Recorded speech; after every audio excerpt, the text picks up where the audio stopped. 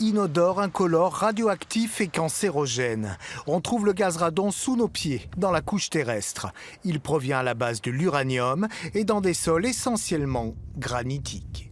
L'uranium se décompose au fil du temps, va essayer de remonter sur la surface et va se décomposer en radium, puis en radon. Dans l'atmosphère, directement à l'air libre, il ne veut pas être dangereux parce qu'il va encore se redécomposer dans d'autres atomes. Mais par contre, lorsqu'il va rentrer dans un logement, c'est là où on va pouvoir respirer du radon et ça peut être dangereux. Un danger sanitaire pris très au sérieux par les pouvoirs publics. Il serait la seconde cause de cancer du poumon. 6 à 15% des nouveaux cas seraient attribuables à une exposition au radon.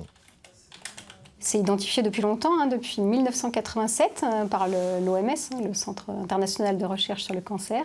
Et donc on sait qu'il aggrave fortement le risque de cancer du poumon, surtout si on est fumeur.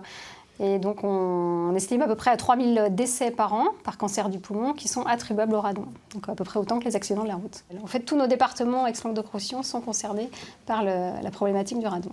Plus d'une quarantaine de communes du nord des Cévennes seraient concernées, comme ici à Alès, où une campagne de mesure vient de se dérouler.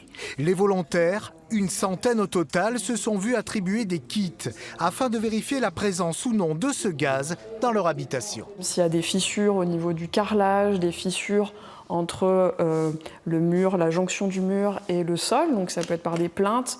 Voilà, s'il y a des défauts d'étanchéité, ça peut être des fissures aussi dans le mur, un mauvais enduit un peu ancien, ou par des réseaux d'eau, par exemple, où il y a donc des tuyaux ou des gaines qui sont mal isolés. Ce kit, le voici. Un simple appareil en plastique, pas plus gros qu'une boussole et renfermant un récepteur. Une fois détecté dans l'habitation, le gaz pourra être bloqué grâce à quelques travaux.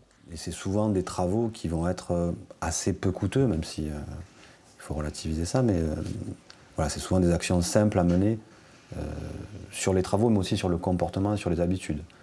Ventiler, aérer un logement, ça paraît être naturel, mais ce n'est pas toujours un réflexe pour tout le monde. Une centaine de capteurs comme celui-ci ont été distribués sur le bassin d'Alès. Ils sont actuellement en cours de traitement dans un laboratoire montpelliérain. Les résultats seront connus dès la fin juin.